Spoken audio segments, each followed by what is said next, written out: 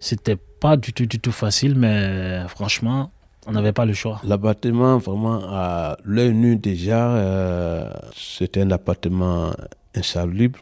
Mais c'était mieux que la rue, en tout cas.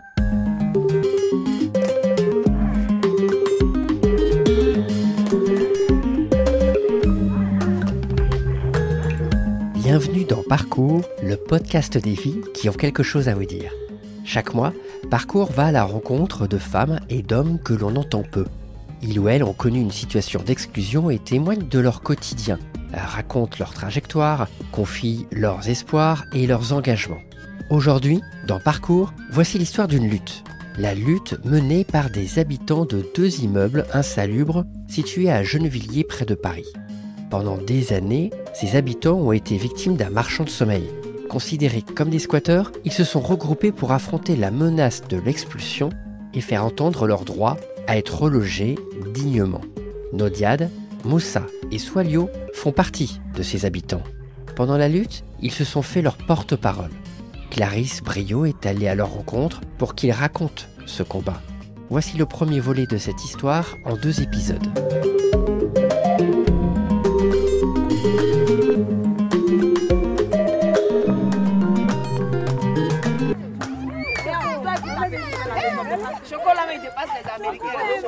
Samedi 9 mars 2024, quartier populaire des Grésillons à Gennevilliers. Ok. Tout le monde est ok? Oui. La face. Cheese. Est-ce que vous passez un bon moment? Oui. Dans un grand parc arboré, des enfants, des ados, des hommes et des femmes sourient devant l'objectif. Un sourire pour la photo souvenir. Ok, c'est bon pour moi.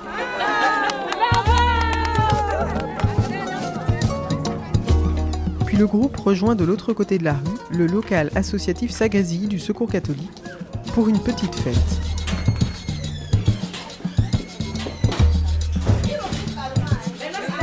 Je vais vers Nodiad qui en est l'organisatrice. Aujourd'hui, samedi, c'est un jour particulier. Hein, comme on a su qu'il y avait cette séance de photos, donc on a voulu faire une surprise pour partager une journée culinaire. Au menu, là, ça c'est les pastels avec de la viande hachée. On a les ailes au four. On aura du plantain grillé qu'on appelle communément à locaux. Et puis des pilons, en tout cas, un petit repas. Parce que c'est ce qui se passe souvent. Oui, ici, c'est quoi le Sagazilly? Un lieu de vie, hein, un lieu de convivialité où chaque famille essaie de venir se retrouver pour partager des moments de joie. C'est vrai, on a des soucis, mais c'est pendant ces moments-là on arrive à vraiment oublier. Et puis, une fois qu'on est là, on dépose tous les soucis et puis on vit ensemble, quoi. Oublier les soucis et fêter les victoires, comme celles remportées par ces familles lors de la mobilisation dite du 1 bis et du 51. Le 1 bis et le 51 sont 2 immeubles mitoyens, à quelques pas de là, appartenant au même propriétaire. Tous les 2 ont été déclarés insalubres. Pendant 5 ans, leurs habitants, sans droit ni titre, pour la plupart d'origine africaine, se sont battus pour ne pas être mis dehors sans solution, puis pour être relogés. Un combat mené avec l'appui du Secours catholique. Le local de l'association, Sagazilly, a été un lieu repère pendant cette lutte, et Nodiad, l'une des porte-paroles. Après la fête, elle me conduit jusqu'à ces 2 immeubles. C'est le 1 bis. Le 1 bis, rue Raé Bendeli. De l'autre côté, il y a le 51. Il y a des familles qui ont vécu là, hein. Peut-être une décennie. Ils ne savaient pas. C'est toute une histoire, quoi. Si on peut dire que c'était la salle de réunion. C'est ici le hall? Oui, c'est ici le hall, qui servait aussi de salle de réunion. En voyant le plafond, tu sais que c'est pas facile, quoi.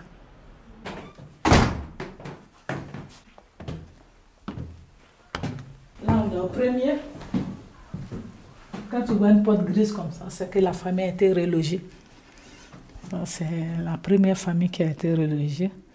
Ah oui, c'est muré, scellé quoi. Oui, et on oui. ne peut plus rentrer. Oui, on ne peut plus rentrer. Donc quand tu vois une porte simple comme ça, c'est que les familles sont encore là. Voilà. Entrez. Là, c'est chez moi.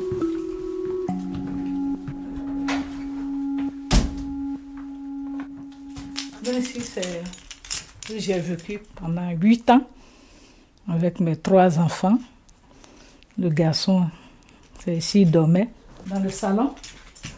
Françoise, son lit depuis la naissance, elle dormait encore là. Et moi et mon mari, avec la dernière, on dormait là pendant 8 ans. Sur le matelas Sur le de matelas place. de place.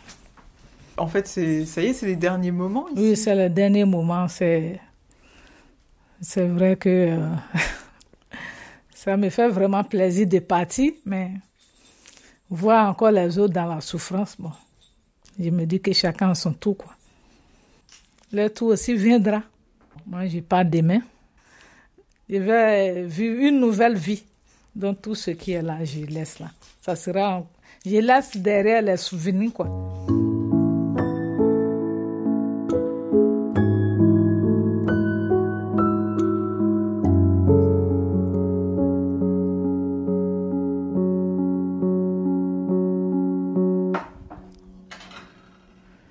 Quand et comment, dans quel contexte vous êtes arrivé et vous vous êtes installé avec votre famille au 1 bis? Au départ, je suis arrivée comme les autres, arrivée en France pour ne pas se retrouver à la rue, connaître une personne qui dit j'ai un logement, je suis propriétaire. Et c'est comme ça que je suis arrivée au 1 bis. On payait le loyer parce que ce dernier se faisait passer pour le gérant. Donc ça lui on payait le loyer. La première nuit, je n'ai pas compris, parce que pour moi, tu quittes ton pays, c'est vrai, on dit la France, et puis tu viens te trouver dans un immeuble délabré, alors qu'au pays, tu avais chez toi 3 chambres salon avec ton jardin. Vraiment, j'étais en déphasage de la réalité, quoi. Mais j'ai trouvé que c'était mieux que de vivre dans la rue. C'était insalubre, humide, mais c'était mieux que la rue en tout cas.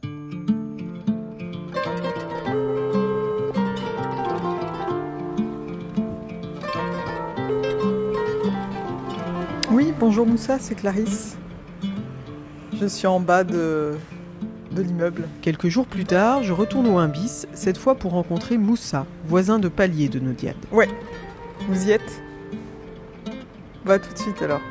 Lui aussi est délégué de la lutte, et il fait partie des derniers habitants de l'immeuble à attendre encore une solution de relogement. Il occupe un studio très encombré, en très mauvais état. Je le retrouve vers midi, alors qu'il a travaillé de nuit. Bonjour. Ouais. Bonjour Moussa. Ouais. Ça va? Ouais, ça va. Pas trop fatigué? Ouais, ça va.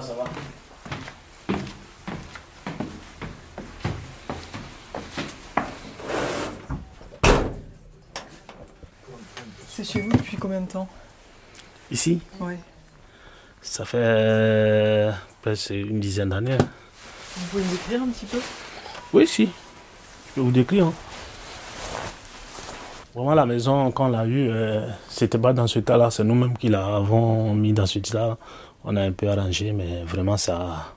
Vous voyez, mais même si vous voyez les toilettes là, le plafond, il est inondé. Il y a de l'eau qui vient depuis ce week-end. Donc, on est obligé de couper de l'eau la nuit.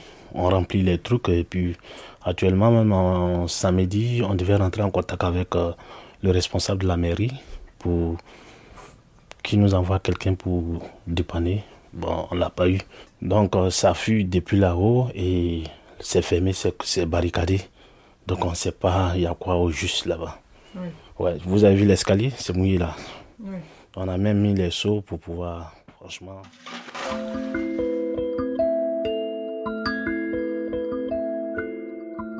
Alors quand est-ce que vous êtes arrivé au 1 bis? Je suis arrivé au 1 bis en début 2013.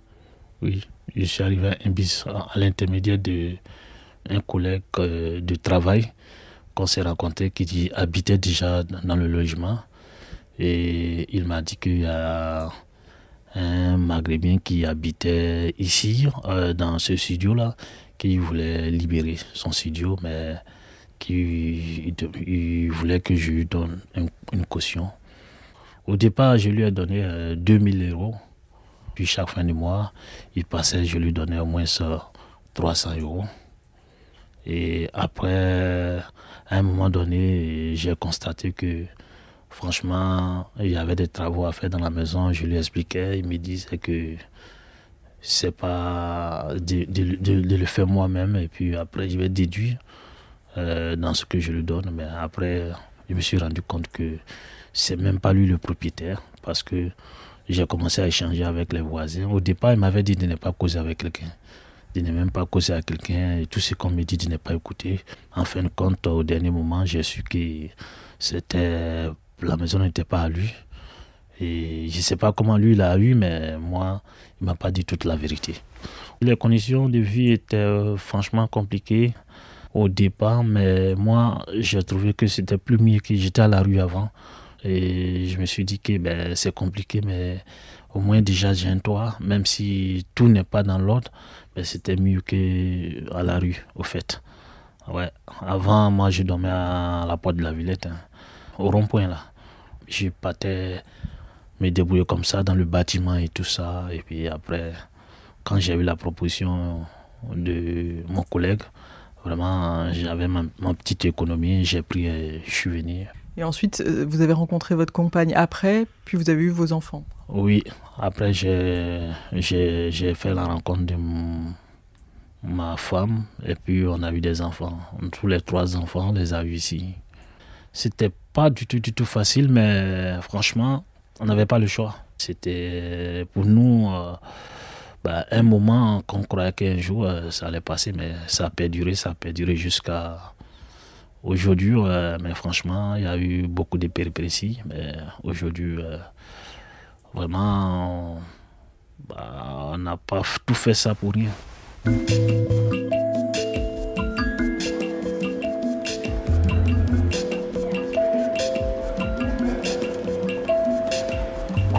Le 3e porte-parole de la lutte s'appelle Soualio. Cette fois, c'est lui qui vient à ma rencontre. Bonjour. Bonjour Soualio. Oui, bonjour madame, comment allez-vous? Ça va. Ouais. Bon, vous êtes venu de Nanterre? Ouais, je suis venu de Nanterre pour le rendez-vous. Soualio est hébergé dans un hôtel social à Nanterre avec sa femme et son fils âgés de 15 ans. Je vous en prie. Merci beaucoup. On va pouvoir discuter. Ok, que ça se passe bien. La famille habitait au numéro 51, l'immeuble contigu au 1 bis, dans les mains du même propriétaire. Pourquoi vous êtes arrivé, vous êtes installé dans cet immeuble? Dès mon arrivée, d'abord en France ici, précisément à Gennevilliers, j'ai trouvé madame qui habitait le lieu. Vous avez rejoint votre femme qui habitait au 51. Voilà. Bon, l'appartement, vraiment, à l'œil nu déjà, c'était un appartement insalubre. Parce que quand on dit l'insalubrité, c'était vraiment avancé. Parce que l'hiver, tout le mur était mouillé. Donc, malgré, puisque n'ayant pas les moyens pour aller ailleurs, mais on était obligé d'habiter. Comme moi, je venais d'arriver, donc même étant nouveau dans un pays, c'est pas facile l'intégration. Madame même n'est pas encore régularisée. Moi aussi, je ne travaillais pas. C'est madame de temps en temps qui sortait pour quelques heures de ménage. Donc, tu ne peux pas demander, allons prendre un local à quelque part, vu ce qu'elle gagne. Elle gagne le minimum. Donc, c'était des sommes dérisoires, mais comme la situation oblige, on était obligé d'accepter ça comme ça. Heureusement que nous ne perdions pas de loyer là-bas, mais c'est l'électricité en payait. Donc, à un moment même, là, c'était trop l'électricité. Quand il y en appelle, bon, avec l'état de la maison, on dit non, c'est l'état de la maison qui fait la consommation. Donc, c'est pas facile. Vraiment, on n'avait pas le choix. Parce que être dans la rue ou être, dans un local insalubre, On préférait rester dans ce local insalubre que d'être dehors.